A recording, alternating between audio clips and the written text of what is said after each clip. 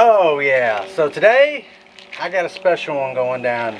We're going to be doing a pineapple brine rotisserie chicken on the Blaze Kamado. I got this idea from a lady by the name of Rhonda. She actually goes by macdogmac on Instagram. I'll put her Instagram profile down in the description below.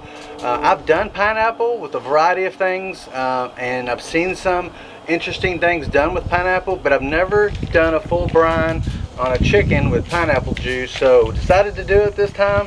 We're gonna see how it turns out. I hear it's great. Can't imagine it wouldn't be, but let's watch the process. Let me show you what I'm gonna be doing with it, and like I said, let's see how it turns out.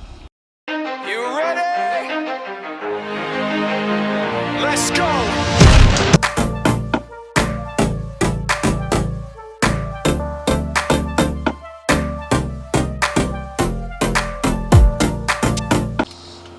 Alright, first things first, taking my chicken, if you will, out of the brine, pineapple juice. Normally I spatchcock my chickens, I'm not gonna lie. They're easier, just, I don't know, just for me it's easier to cook, doesn't take nearly as long. Rotisseries are good, and I haven't had a chance to, I noticed lately, to re-show the Blaze Kamado Rotisserie, so I wanted to show you how that works as well. But basically, I'm just going to go ahead and get into it and season it. First things first, I got the ultimate gourmet barbecue seasoning from my friends at Gourmet. Now, you can use whatever seasoning you like, but I like a variety of their seasonings, and I thought this one would be a nice one with this one. I'm actually going to be using a couple of different seasonings on this, so should be a good one. Definitely look forward to see how it turns out. This chicken came from my friends at Porter Road. It's a nice little young chicken, if you will, about medium.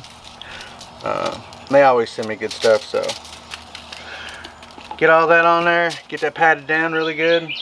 Next, I'm going to use one of my favorites, obviously, Kentucky Kick from Gourmet, which, believe it or not, has my face on it. Kind of cool. But it's basically a sweet, savory, smoky blend. Goes great on chicken, poultry, any kind of poultry really. I also love it on pork. It's really good on ribs, any kind of pork dish for that matter. Using on pork loins, you name it. I've also used it on some beef, notably beef back ribs, which is a little bit different than just poor beef ribs. And it's also got a little bit of a kick to it, which I like. It's not overly powerful by any stretch, but it's got a little bit of a kick to it. Alright, so I'm going to get this set up on the skewer for the rotisserie, and then we'll go on from there. I'm going to let this actually set in for a little bit, just to get that seasoning to set on there, stay. But also, I think brining that chicken, obviously, you know, keeping those juices on there, it's going to help keeping some of this on there. I usually will use hot sauce as a binder. I don't know what y'all use, but let me know down in the comments below. If you like what you see so far, hit that subscribe button. What's going on? We're in the next stage of this cook. Basically, we're doing a pineapple brine rotisserie chicken on the Blaze Kamado. I'm going to show you how I get a couple more things set up on this. I think it's going to turn out really good though. But I want to show you what I've got and how this is set up. So if you have a Blaze Kamado, if you have something similar that you're using, you can also do something as well, like this. So a couple things. Let me show you what I once before, but this is basically the rotisserie motor, and it'll line up to go inside the Blaze Kamado, unlike other Blaze Kamados, or Kamados I should say, that require external adapters. This one don't. Over here I got my Prime 6 charcoal with some some cherry wood chunks, and then down here I got a pan, basically very much diluted pineapple juice. That'll help obviously keep a vapor steam of pineapple juices flow into this rotisserie chicken, and obviously keep it going. I'm going to show you a little technique that I've used to get my charcoal started lately. These little fire starters from Duraflame. They work out pretty good. But what I normally do is I usually just do a chimney process. But due to the fact that I'm kind of stretched for time and I just really want to get this charcoal going, I'm gonna go ahead and put that in there. Get that going. Then I'm gonna show you another little technique that I do. I'm actually going to use some of these bourbon wood chips.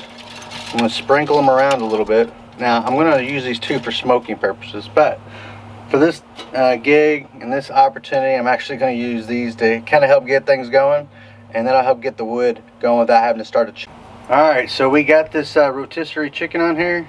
Basically, I'm going to get it rolling on a Blaze Kamado. I love how it's all included inside of the Kamado, so as soon as I close this up, you can kind of see the fire over there is getting going. It's going to be good. And down here I got that drip pan, like I said. It's got basically diluted pineapple juice in it to go with this pineapple brine chicken. Definitely look forward to seeing how it turns out, so stay tuned. At the end of this, I'm going to show you how it turns out, what it looks like. We'll be checking on it periodically, but I definitely think this is going to be one delicious chicken. So now we've got the chicken on the rotisserie. I'm going to be making some red potatoes with that as well, but I'm going to go ahead and show you how I make my version of an Alabama white sauce that goes great with chicken, especially chicken on the rotisserie. So let's get into it. Alright, first things first, gotta go with the Duke's mayonnaise. I'm using about 2 cups, and then I'm gonna throw in the next one. Next, I'm gonna throw in about half a cup of apple cider vinegar. Then I'm gonna throw in about 1/4 cup of horseradish sauce. Now, you don't have to be precise. I'm never exactly precise, but you know, if you want to be precise, you can be. Alright, so now I'm going to throw in, I think it's, 2 tablespoons of yellow mustard. That looks about right. What do you think? My thing is, after that, I like to throw in a little bit of hot sauce. That's just me. Next, I'm going to throw in the juice of a lime. Now, typically people use lemons. I don't know why I like lime, I just do. I just think it works really well. So I'm just going to use some of the juice of this lime in there. Just going to give it a little bit of bite. I just like limes better than I do lemons. What can I say? Throwing a little bit of cilantro in there, dried cilantro. Obviously you have some fresh, by all means go ahead. This is just what I use. Also, I like to throw in some smoked paprika. I also like to throw in some chipotle. This is some chipotle pepper seasoning. And I also like to throw in a little bit of this garlic powder. Yeah, that'll do it. And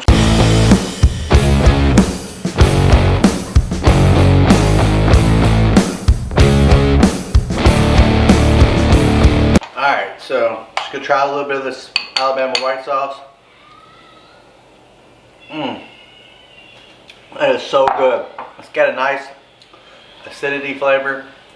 Blends well with that mayonnaise and that horseradish sauce. Give it a little bit of bite. Definitely try it out. We'll get to some chicken a little bit later. I just wanted to share that with you, and hopefully you like that little recipe. I'll put this down below so you can see it.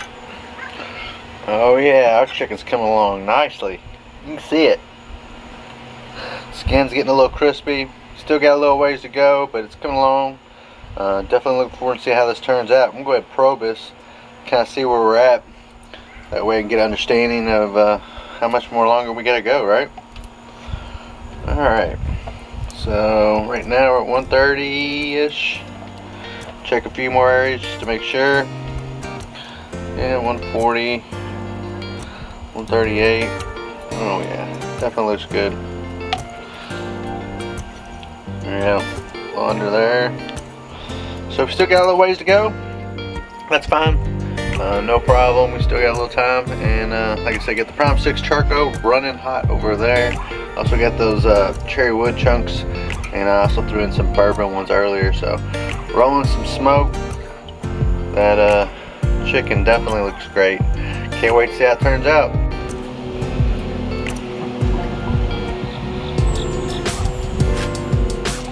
Definitely coming along. Almost there. Definitely looks good. It's got a nice little skin on it. As you can see, rotisserie's done an excellent job getting this chicken to where it needs to be. Obviously, I'm interested to see how this thing tastes with that pineapple brine on it. So stay tuned. A little bit more to go, and we'll be also testing out that Alabama white sauce in this too, just to see how it tastes. All right. So as you can see, this chicken is pretty much done. I'm gonna go ahead and probe it just so you can see it.